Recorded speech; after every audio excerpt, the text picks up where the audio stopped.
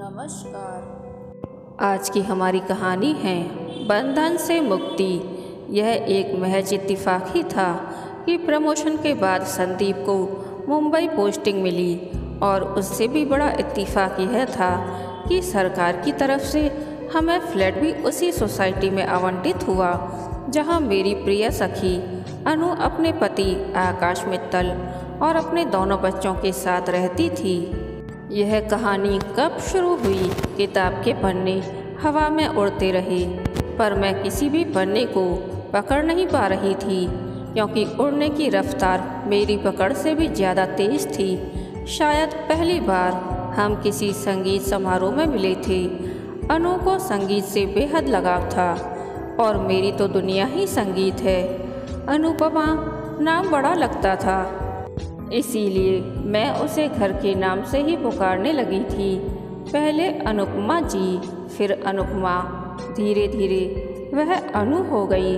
मझोला कद, रंग ऐसा जैसे सफ़ेद झक रुई की तह लगी हो। अनु एक कंपनी में सीनियर एग्जीक्यूटिव थी। एक दिन मैंने उससे मजाक में पूछा, अनु तू इतनी दुबली पतली कमसिन सी है कि फूंक मारो तो उड़ जाए। क्या रुआब पड़ता होगा तेरा ऑफिस में? आकर देख ले, गच खाकर गिर जाएगी मेरा रुतबा देखकर। अच्छा ये बता, तेरे बॉस तुझ पर लाइन मारते? वह मुझे अपना घनिष्ठ मानती थी। बोली, नहीं रे, बहुत ही सज्जन पुरुष हैं, व्यवहार भी अच्छा है, काम को भी अच्छी तरह समझते हैं, तारीफ करने में माहिर। आज वही सज्जन व्यक्ति आकाश मित्तल हमारे सामने खड़े थे।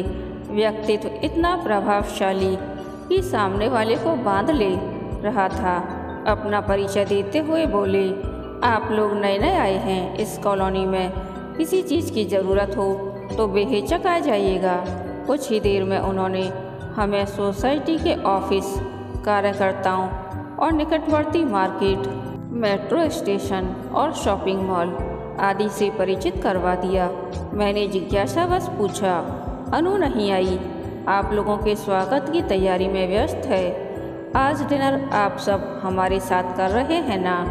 जब तक हम दोनों पति पत्नी हाँ और ना की उहापोह से बाहर निकलते, आकाश जी ने अपना स्नेहसिक्त निर्णय भी सुना दिया।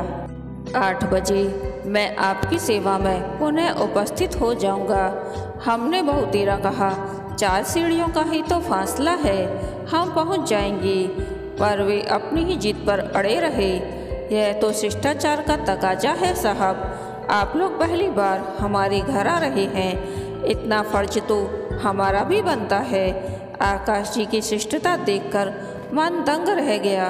वरना हमने तो सुना था इन महानगरों में लोग अपने पड़ोसी का नाम तक नहीं जानते।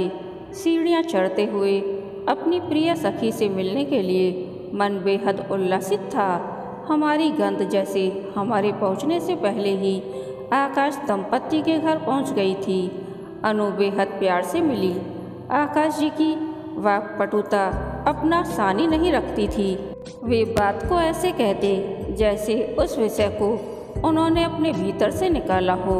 मंजुला जी, अनु को तो आप जानती ही हैं, शादी से पहले वह अपनी कंपनी में सीनियर एग्जीक्यूटिव थी। जी, अब मेरे घर की सीनियर एडमिनिस्ट्रेट्स है। अनु के चेहरे पर स्मित दौड़ गई। आकाश जी हंसकर बोले, अनु से आपके बारे में इतना सुन चुका हूँ कि आपकी पूरी जन्म पत्री ही मेरे पास है। अच्छा लगा था उनका यह परिहास करना। वातावरण खुशनुमा हो उठा था। खाना समाप्त हुआ। मैं और अनु बर्तन समेटने के लिए उठने लगे तो आकाश जी ने हाथ के इशारे से हमें रोक दिया और स्वयं उठकर झूठे बर्तन रखाए।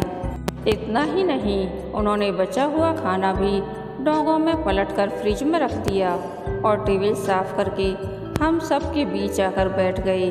भाई साहब, आप दूसरों का बहुत ध्यान रखते हैं। मैंने उनकी प्रशंसा की। वे एक विजयी मुस्कान चेहरे पर लाकर बोले, मंजुला जी, जो इंसान दूसरों की इज्जत नहीं करता वह अपनी इज्जत क्या करेगा? उसे तो इज्जत की परिभाषा तक मालूम नहीं होगी। विशेष रूप से वे लोग जो औरतों की इज्जत नहीं करते, उनसे मुझे बहुत चिढ़ होती है। आकाश जी भाषण की टोन में बोल रहे थे, लेकिन उनका बोलना भाषण नहीं, सच्चाई, ईमानदारी और इंसानियत का तकाजा लग रहा था। कुछ दिन घर को सुव्यवस्थित करने में लग गए। सुबह उठने के बाद से 9 बजे तक एक के बाद एक इतने काम करने पड़ते थे कि दिमाग चक्कर भिन्नी सा घूमने लगता। चाय, नाश्ता, लंच, गुड़िया को तैयार करना। मुंबई आने के बाद संदीप की व्यस्तता भी कुछ इतनी बढ़ गई थी कि फल, दूध, राशन आदि की शॉपिंग के साथ साथ बैंक के काम भी मुझे ही निपटाने पड़ते थे। सीढ़ियाँ उतरते चढ़ते अनु मुझे कभी दिखाई नहीं दी।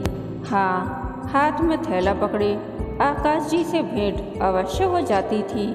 1 महीने से ज़्यादा हो गया हमें इस बिल्डिंग में शिफ्ट हुए, लेकिन अनु एक बार भी हमारे घर नहीं आई।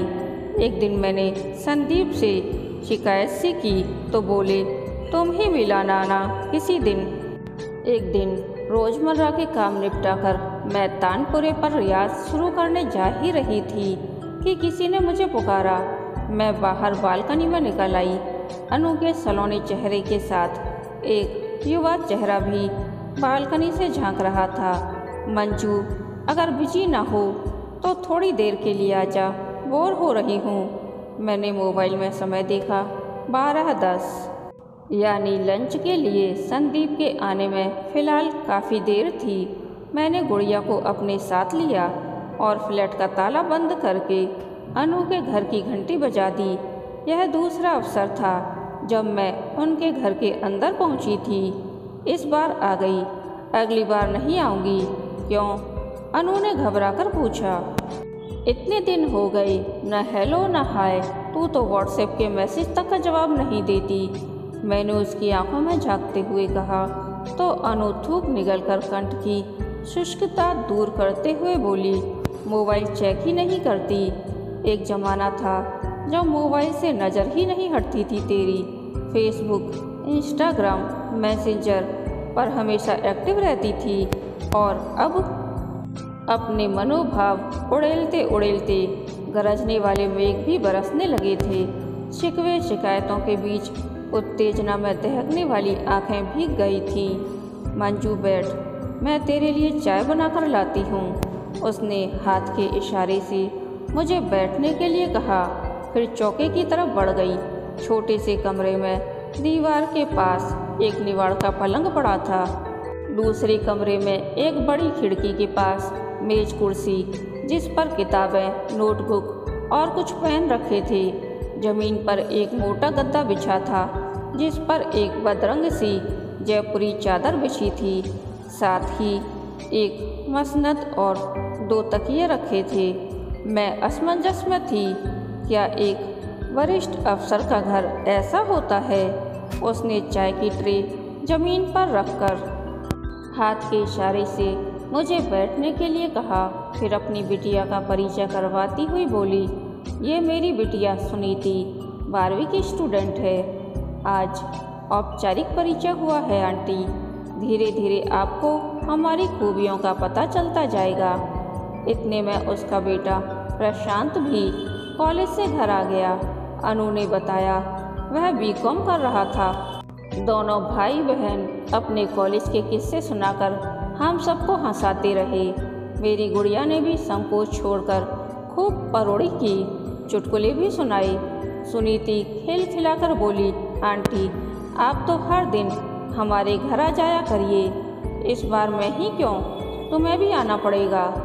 पड़ोसियों से मेलजोल तो बना ही रहना चाहिए। मैंने हंसकर कहा तो वह थोड़ी उदास हो गई। आंटी हम तो आ जाएंगे, पर माँ नहीं आ पाएगी। क्यों? एक सफल कैरियर वुमन के लिए एक मंजिल की दूरी नापना इतना मुश्किल तो नहीं होना चाहिए। वे अकेली कहीं आती जाती नहीं है ना, हमेशा पापा के साथ ही आती जाती हैं। भाई वाह, प्यार हो तो ऐसा। झूठे बर्तन उठाते, टेबल पोंछते, बची हुई सब्जियां डोंगों में पलटकर फ्रिज में रखते आकाश जी का चेहरा मुखर हो उठा।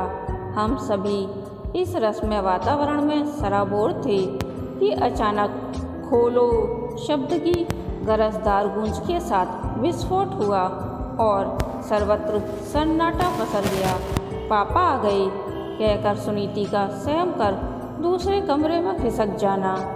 प्रशांत का सामने टेबल पर फैलाई टांगें समेटकर सीधे बैठ जाना और अनु के चेहरे से यकायक हंसी गायब हो जाना, ये सब एक साथ घटित हुए। इतने सब परिवर्तनों की प्रतिक्रिया मुझ पर भी हुई। उलझन सी महसूस करते हुए मैं उठ खड़ी हुई। दरवाज़ा खोलते हुए आकाश मित्तल की एक झलक दिखाई दी, जो शराब के नशे में धुत सीधे खड़े भी नहीं हो पा रहे थे। 2 दिन तक अनु के घर से चीख पुकार की आवाज़ें सुनाई देती रहीं। बीच बीच में अनु का आर्तनाद भी सुनाई दे जाता था, जो सुनीति की सिसकियों के स्वर के साथ धीमा पड़ जाता था। ये सब तो रोज होता है यहाँ। बेचारी शरीफ औरत एक दरिंदे के चंगुल में फंस गई। डस्टिंग करती हुई मेरी मेड ने कहा तो मैं हतवाक सी उसका चेहरा निहारती रह गई। अपनी आंखों पर मैं कैसा सम्मोहन का पर्दा डाली हुई थी। आज यह सम्मोहन पर्दे को चीरता हुआ बिखर गया जब मैं अनु से मिलने उसके घर गई। आंखें सूजी हुई, शरीर पर नीले निशान, आंखों से झलकते आंसू और गले के रुंधेपन से अनु की पीड़ा स्पष्ट थी। क्या कहूँ, क्या पूछूं, ऊहा-पोह के द्वंद्व में उलझा मन जब तक किसी निर्णय पर पहुँचता। अनु का दुख मानो बांध तोड़कर बह जाने को आतुर हो उठा था। रुंधे गले से बोली, तंग आ गई हूँ इस रोज रोज की चिक से। मामूली सी बात पर ही इनका पारा 7वें आसमान पर पहुँच जाता है। क्या मजाल जो इनकी मर्जी के बिना एक पत्ता भी हिल जाए। लेकिन आकाश जी ऐसे होंगे, मैं तो कभी सोच भी नहीं सकती थी। न जाने कहाँ से हवा का एक झोंका आया और अनु को उसके अतीत में खींच कर ले गया। प्रेम विवाह किया था मैंने आकाश मित्तल के साथ, लेकिन जैसे जैसे परिचय की गांठें खुलने लगीं, वैसे वैसे मुझे अपने बेमेल विवाह का एहसास होने लगा। ऊपर से शिष्ट और शालीन से दिखने वाले आकाश मित्तल भीतर से तेजाब फेंकने में माहिर थे। वो स्त्री के सम्मान के प्रति कही गई आकाश जी की बातें, मेरा विश्वास मुझे धोखा दे रहा था। सब झूठ, दिखावा, एक खूबसूरत धोखा। अनु ने कुछ देर चुप रहकर जैसे खुद पर नियंत्रण किया, फिर अपेक्षाकृत संयत स्वर में बोली, आज प्रशांत की एक्स्ट्रा क्लास थी। बोला, बस से नहीं, अपने स्कूटर से कॉलेज जाऊंगा। वापसी में कोचिंग क्लास जाने में सुविधा रहेगी। बस सुनते ही आकाश जी ने वो कोहराम मचाया कि क्या बताऊं। पहले तो मैं चुपचाप सुनती रही, लेकिन जब वे प्रशांत को घर से बाहर निकालने के लिए आमादा हो गए, तब मैं दोनों के बीच आकर खड़ी हो गई। बस फिर क्या था, वो तमाशा किया कि क्या बताऊं। लेकिन क्यों करते हैं मित्तल साहब ऐसा।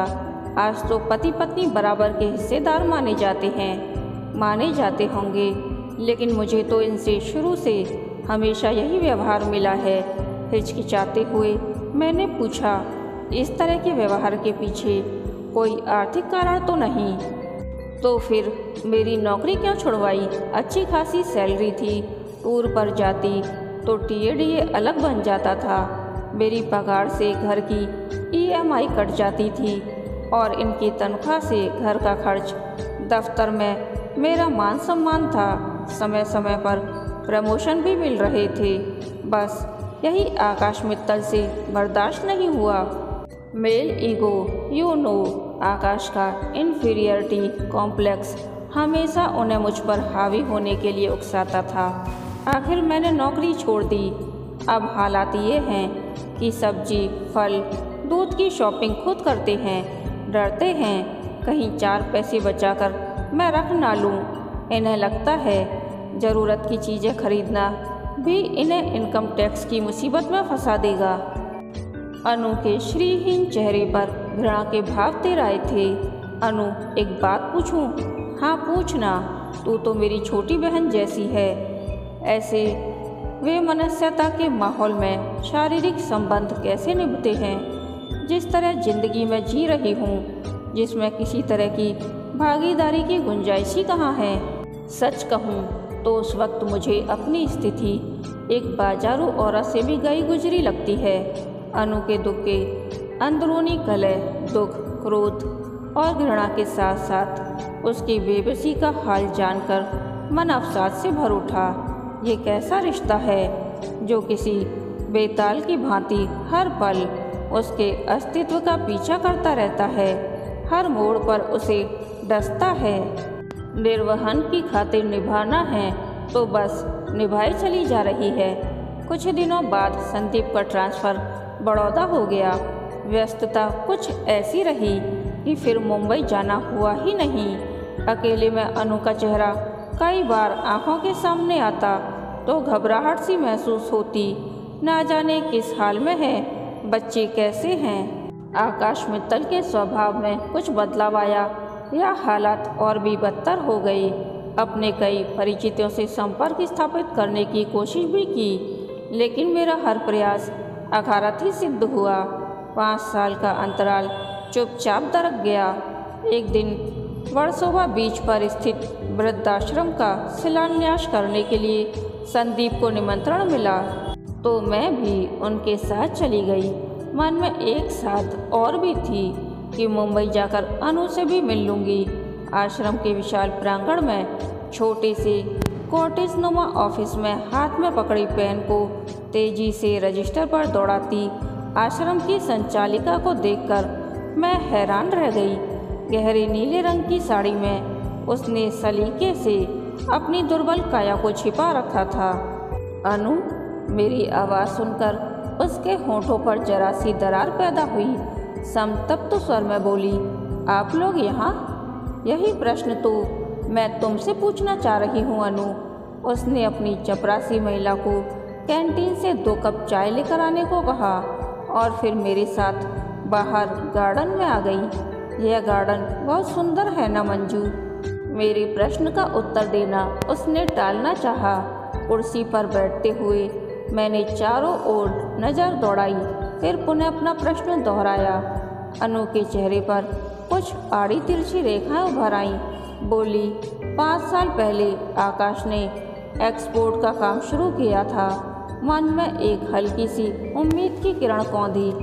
शायद अपने बिजनेस में उसे मेरे सहयोग और सहभागिता की ज़रूरत होगी। लोगों के बीच उठने बैठने की कुव्वत थी मुझ में, लेकिन मुझसे ज़्यादा उन्हें अपनी मैट्रिक पास पीए कविता पर भरोसा था। सुबह शाम रात दिन उनके मुख से कविता की प्रशंसा सुनकर मन बुरी तरह ऊब गया था। तभी हमारा आखिरी झगड़ा हुआ था। उस दिन के बाद मैंने आकाश मित्तल से कुछ नहीं कहा, बस नए आयाम ढूंढती रही। कुछ एनजीओ से भी संपर्क स्थापित किया, यहाँ तक पहुँचाने में भी इन्हीं लोगों ने मेरी मदद की है। अनु भीगे स्वर में अपनी कहानी कहती जा रही थी। तो तू क्या सोच रही है? आकाश जी और कविता के बीच कुछ चल रहा था। नहीं कह सकती, लेकिन जिस इंसान को इनकम टैक्स की मुसीबत में फंसने के डर से ज़रूरत की चीज़ें खरीदने में भी डर लगता था, अब लाखों का सामान भी कविता को देने में हिचकिचाहट महसूस नहीं होती है। इस तरह अलग अलग हिस्सों में कोई व्यक्ति अलग अलग बर्ताव कैसे कर सकता है, मैं यह नहीं कहती। आकाश मेरी ज़रूरतें पूरी नहीं करते, क्योंकि आज भी मैं उनके जीवन में बीवी नाम की ऐसी वस्तु हूँ जिस पर कानूनन उनका ही अधिकार है। लेकिन अब इस तरह सिर्फ कानूनी हकदार बने रहना मेरे लिए नामुमकिन हो गया था। दोनों बच्चों के विषय में तूने क्या सोचा है?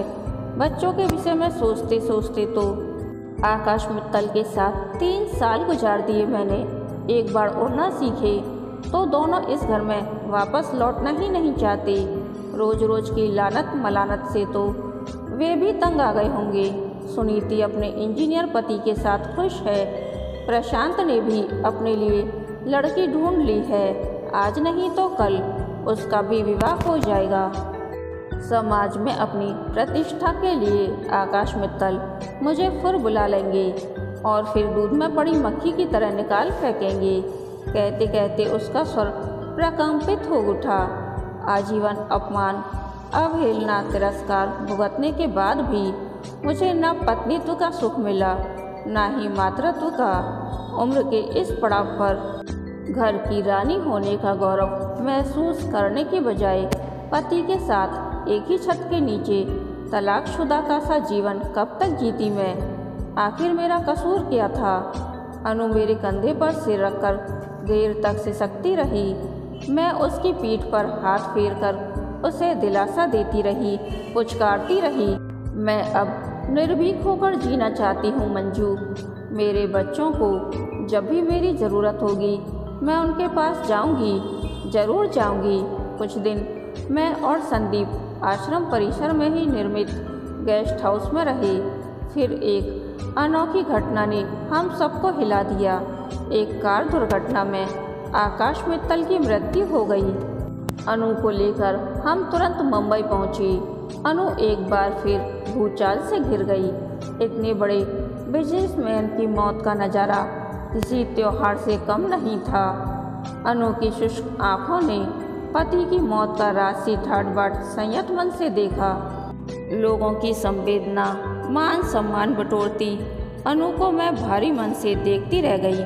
पुरुष द्वारा क्रिएट की गई इन सारी दर्दनाक परिस्थितियों को ताउम्र झेलती अनु ने जिस बंधन से मुक्ति की कामना की थी वह उसे अपने आप मिल गई थी, मगर किस ढंग से? कहानी के अंत तक बने रहने के लिए धन्यवाद। यह कहानी आपको कैसी लगी प्लीज़ कमेंट करके बताइए।